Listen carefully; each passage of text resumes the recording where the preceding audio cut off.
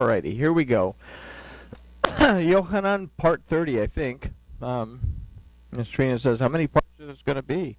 So, I don't know. We're only halfway into chapter 7, and there's 21 chapters in this, so we may be at it for a while. But I said when we finish Hosea, which won't be too much longer, we'll move Yochanan to Tuesday nights, and then we'll get back to the Torah portion on Friday nights. So we'll stick to the Yochanan and the prophets on Tuesday and get back to the Torah on Fridays. But anyway, so we've brought up a question a number of times throughout our studies and throughout our time together. It's the first question that's asked in the Torah when Elohim asked the Adam, "Where are you?" And it's a question that I've encouraged everyone to ask, especially in the morning and the evening. I'm doing the Shema, and this is the best time to reflect. Where am I? What's my situation? And we're going to basically explore maybe the concept of that question a little deeper in the two verses we're going to consider this evening. It was 4 verses, but after being at 4 pages after 2 verses, I figured, well, maybe we should stop with just 2 verses, since it allowed for a stopping point. But let's talk to our Elohim, and we'll look at Yochanan chapter 7, verses 28 and 29. Father, thank you for this opportunity to learn from you. We ask that you will open our eyes, open our ears, and open our hearts so we can find this closer relationship to you by discovering what our part is in it. And we thank you for it. In the name of Yahusha, amen. All right, so we've considered Yahusha, Mashiach, the Ruach, as concepts, not just as physical things, because the Torah uses these physical ideas to relate to us concepts that we need to grasp in order to have a relationship with something that we can't see or feel or taste or touch or smell, but it allows us through these concepts to be able to hear. So having considered a more spiritual point of view concerning Mashiach in the last study, we now consider that we have an understanding of what Yahusha is to us as a concept of redemption, deliverance, and restoration provided for us by Yahuwah our Elohim. We grasp Mashiach as the ever-present anointing of Yahuwah, in which we exist if we believe his word and accept his Yahusha. And we considered the spiritual connection that takes place between the Ruach HaKodesh of Yahuwah and our own Ruach HaKodesh. We've translated this term Ruach HaKodesh into the Holy Spirit, and through the Greco-Roman steps it's been deified into the third person of some Trinity. But it's a dedicated spirit of Yahuwah, and we read in Scripture that we too have a Ruach HaKodesh, that we have a dedicated spirit, and these two are dedicated to each other. But anyway, so these concepts have us asking, why do I believe what I believe? And we considered a deeper point of reflection related to this question as being, what is the origin of my belief? So in this study, we will see Yahusha as a mirror of what we must be as the Adam, and we'll see what we must become as the Adam. If we consider the history that was taking place in the first century of Yehudia, we can understand the importance of knowing what the Master taught and what the Torah really said. The message that Yahusha had taught almost 70 years before was being twisted to suit the various Greco-Roman beliefs, and the Torah's instruction was slowly being replaced by the traditions of the elders. The Adam, humankind as a whole, was straying farther from Yahuwah, even though a means to draw closer had been sent. And this is something that we'll read about in verse 29, that Yahusha says that the Father sent him. But we'll look at this word for sent to understand it a little bit better. So Yahusha had been the hand of Yahuwah stretching out to humankind, and humankind had failed to see it, much less grasp a hold of it. So these verses will introduce some new questions that we have to ask ourselves as well. So again, we're going to look at Yochanan chapter 7, verses 28 and 29. We start, and Yahusha's in Jerusalem during Sukkot during this time, and it says at 28, Yahusha therefore cried in the temple, teaching and saying, You both know me, and know from where I came. And I have not come of myself, but he that sent me is true, whom you do not know. I know him, because I am from him, and he sent me. So, right there, we begin to say, oh, well, he was with Elohim in the beginning, and they sat down and had a meeting, and the thingy just fell down again, and we'll just even it out right quick. But what we have to ask, what does this mean? What do these verses mean to us? How do we put these verses into an application into our very lives? So let's begin with verse 28. It says again, Yahusha therefore cried in the temple, teaching and saying, You both know me, and you know from where I came. And I have not come of myself, but he that sent me is true, whom you do not know. So let's consider whom you do not know. Previously, he had said in chapter 7, a few verses before, that said, Did not Moshe, this is verse 19, did not Moses give you the Torah, yet not one of you does the Torah? Why do you seek to kill me? And then in chapter 5, in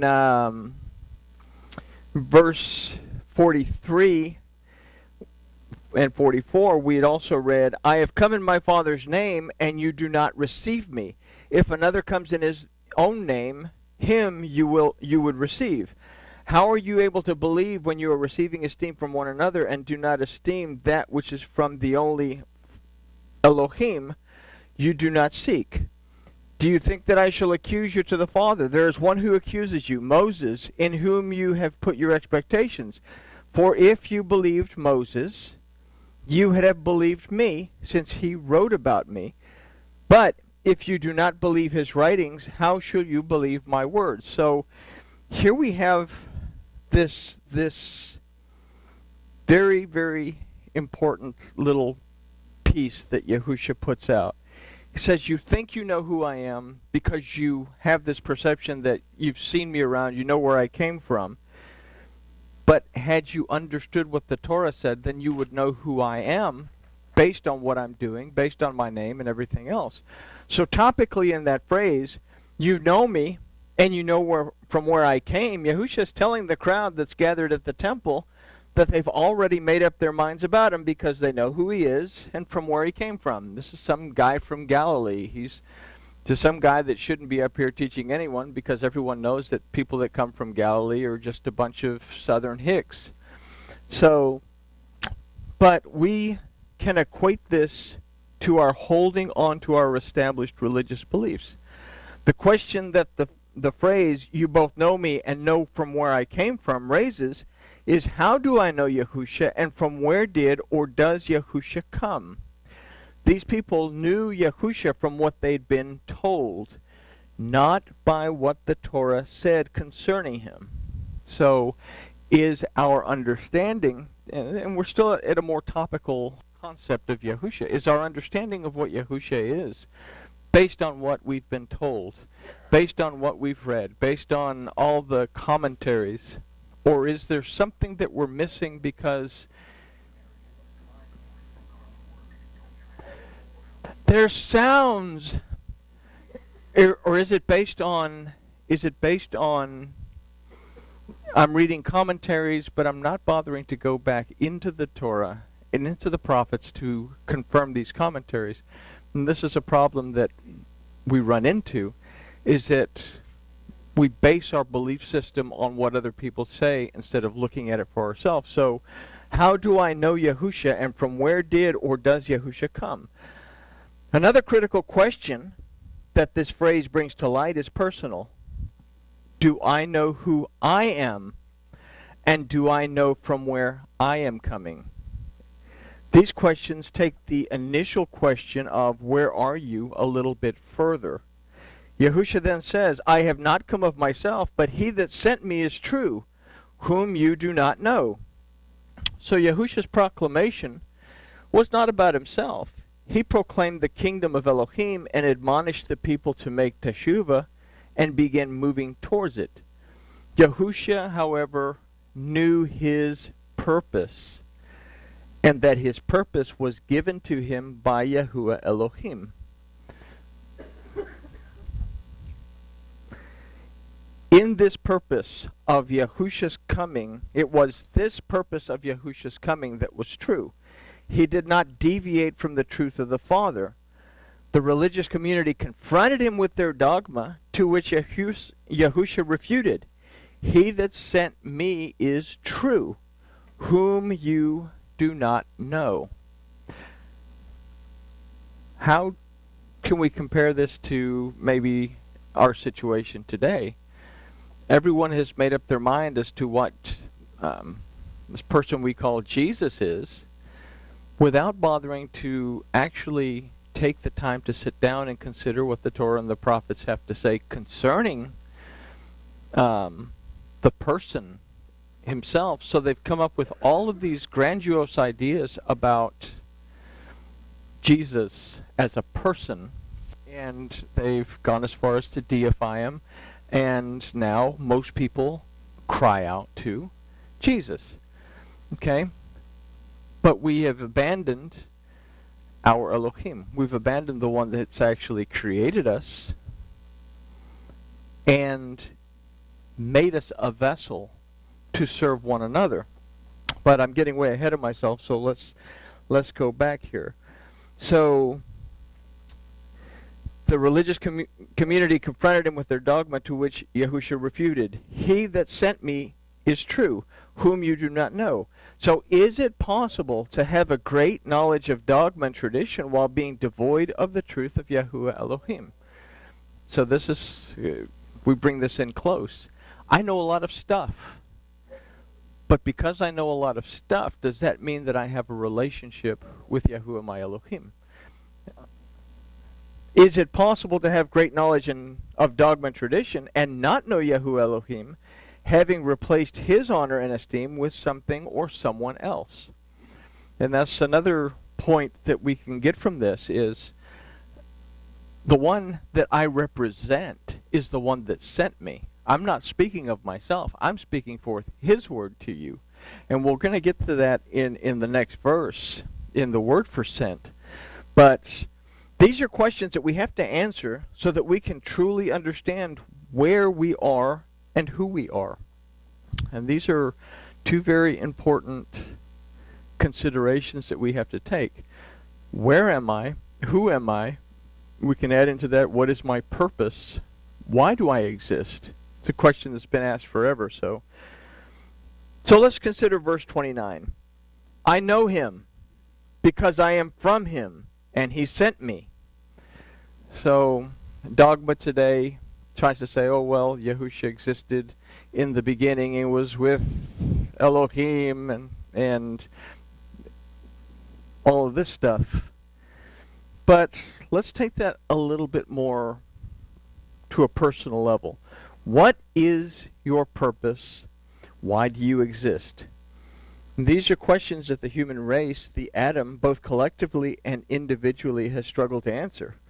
Earlier we asked, do I know who I am, and do I know from where I am coming? So let's consider the phrase, I know him.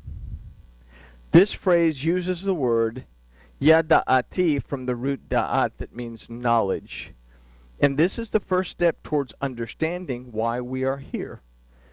That Yahusha says, I am from him and he sent me, has been made into some big dogmatic thing that Yahusha existed in the beginning with something called God, and that God sent him to save humankind. There's our dogma. This is what is generally accepted. So let's first reconsider the phrase, I know him. Our knowledge of Yahuwah our Elohim is dependent on our knowledge of the Torah. We cannot know Yahuwah if we do not pick up the Torah and read what's contained therein. That is our introduction to who Yahuwah as Elohim is. Our knowledge of Yahuwah our Elohim is dependent on our knowledge of the Torah. Here Yahusha says that he knows Yahuwah as opposed to what he said to the religious authority in verse 28. He that sent me is true, whom you do not know. The Adam was created specifically to tend the garden. So we're going to take a little rabbit trail to Bereshis. Chapter 2, we'll look at verses 5 through 8, and then verse 15. It says, No shrub of the field was yet in the earth, and no herb of the field had yet sprung up, for Yahuwah Elohim had not caused it to rain upon the earth. There was not a man to till the ground. But there went up a mist from the earth, and watered the whole face of the ground. Then Yahuwah Elohim formed the Adam of the dust of the ground, and breathed into his nostrils the breath of life, and the Adam became a living soul. And Yahuwah Elohim planted a garden eastward in Eden, and there he put the man whom he had formed. To do what? Consider verse 15. And Yahuwah Elohim took the Adam and put him into the garden of Eden to dress it and to keep it. Okay, what was the purpose of that verse? That Yahuwah Elohim placed the Adam into the garden of Eden in order to keep it.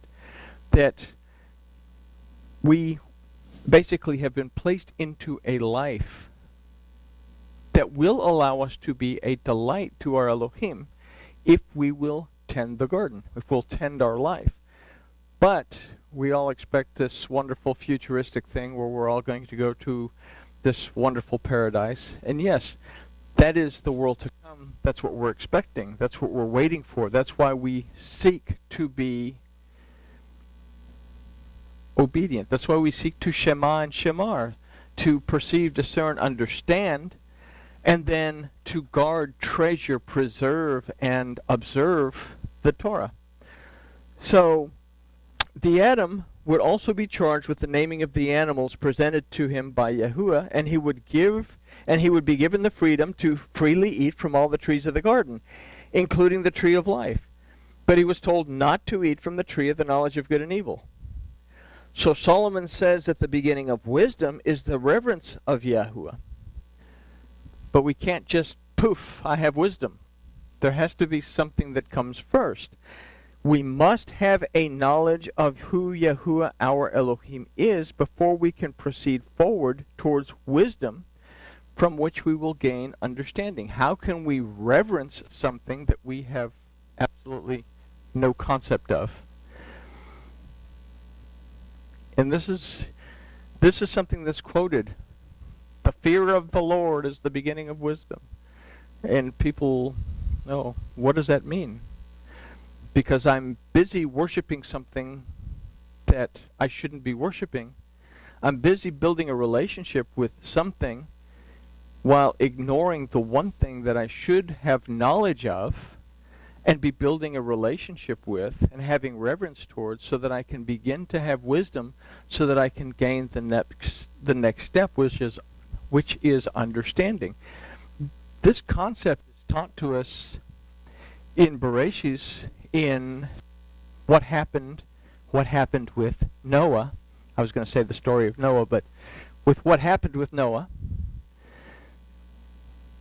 Remember when, that was the one we worked on. Remember when. Okay. He built an ark. And there was 3 levels in the ark. There's a lower level, a middle level, and an upper level. And at the upper level is the light. Okay. The ark, the word for ark, Rabbi Eliezer said the word tebah is also a word that can be used for the word. Entering into the word of Yahuwah Elohim, we begin at the bottom level, which is da'at, which is knowledge. We gain the knowledge that allows us to go to the second level, which is chokhmah, it's wisdom.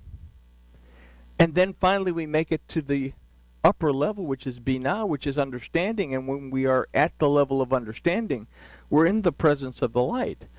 What was in the ark? Well, it was full of clean animals and unclean animals. 7 pairs of clean animals, 2 pairs of unclean, so that we would know the difference between what is clean and what is not clean, what is permissible according to Yahuwah Elohim and what is not permissible according to Yahuwah Elohim. Okay? Paul says everything's permissible, but he also says I have to recognize what I should and what I shouldn't do. So, now that we've gotten that out of the way, we have to have a knowledge of who Yahuwah our Elohim is before we can proceed forward towards wisdom. And once we have that, we'll gain understanding. Yahusha represents many things to us. One of them is what we must become. Yahusha is a representation of what the Adam was prior to transgression. He represents for us what we need to strive to become. Totally connected to the Father, totally dependent on the Father. He said, I don't do anything of myself without consulting the Father first. Okay? Maybe it's a little bit extreme, you know, I like my toothpaste, I'm going to go choose my... We have free will to make choices. But when it comes to our relationship with one another and our relationship to Yahuwah our Elohim, we have to have that connection in order to be able to love our neighbor as ourselves, because there are some people that are very, very difficult to love. But we have to love them. Okay, so anyway, Yahusha represents many things to us. One of them is that he represents what we must become. He is the example of the perfect Adam as he existed in the garden prior to sin. Okay? So here we understand that we go back to that verse 28, if I can go back there right quick. I know him because I am from him and he sent me. I know him because I'm striving to be what I was in the beginning. Then it says, and he sent me. So we're going to look at that one in just a second. What Yochanan is seeking to relay in this verse is that first we must know Yahuwah, and second, we must recognize that it is he that created us with a purpose to take care of his creation and to recognize that everything exists because of his desire. The word used for sent in this verse is shalach, that also means to extend forward, to stretch out, or to reach forward.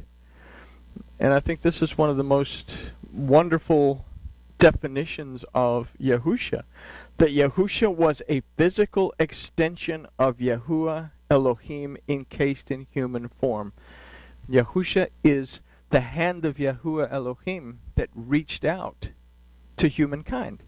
Not that he was sent, but he was extended forth to humankind in order to teach us, help us to make teshuvah, and then through his death bring about a means for us to be reconciled back to the Father in that permanent connection. So once we have a knowledge of our relationship with Yahuwah our Elohim, and we realize that we have been placed in charge of maintaining his garden, the life in which he has placed us, we must finally come to the realization that we are also to be an extension of him to the world around us. Yochanan was telling the Yochanan community in this little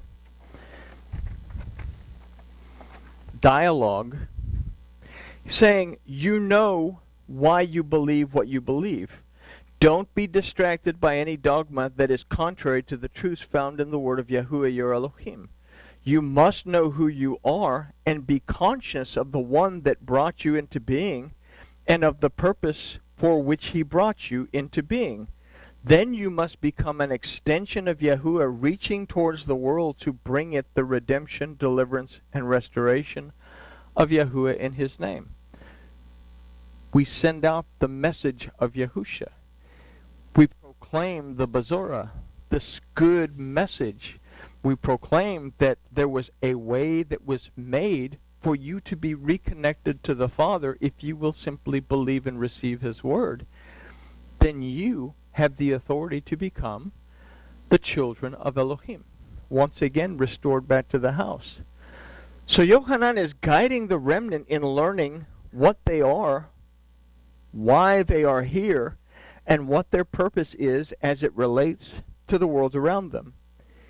If we are truly to become transformed back to what we were created to be, we must be able to look at ourselves and truthfully answer the questions that were posed in the study.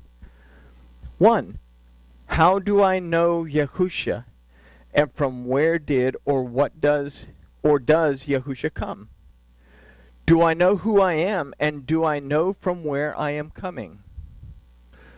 What is your purpose? Why do you exist? Is it possible to have a great knowledge of dogma and tradition while being devoid of the truth of Yahuwah Elohim? Is it possible to have great knowledge of dogma and tradition and not know Yahuwah Elohim, having replaced his honor and esteem with something or someone else? So we take this time in the morning and in the evening, sometimes in the afternoon, to don the talit, close ourselves off, get into the closet, hold those seats, and examine ourselves. Now we have some more things that we can ask while we're examining. Does just because I know all of this stuff, is it really something that's bringing me into a closer relationship to the Father? Does all the stuff that I know have anything to do with my relationship to my Elohim? Where am I? What do I need to change in order to become more and more like the example that was presented by Yahusha, our Master? So we're all on a journey of rediscovery. Who we are and why we exist does not have to be a mystery. Yahusha gave us the answers from the word of Yahuwah. Yochanan extracted a deeper understanding to pass on to the remnant of the Yochanan community. So the only question that's left to answer at this point, what will you do with the knowledge that you have been given? This whole book of Yochanan, this whole Bazora, is about transformation, going from the raw material that we started out with as Nathaniel, as Kepha, as Andri, and taking that raw material and transforming it to what finally happens at the climax of this Bazora of Yochanan. How it's teaching us step by step by step by step how to transform ourselves back into what we were meant to be, if we'll simply read between the lines and start answering the questions that this Bazora presents. And I guess with that we can say that greatness has been achieved.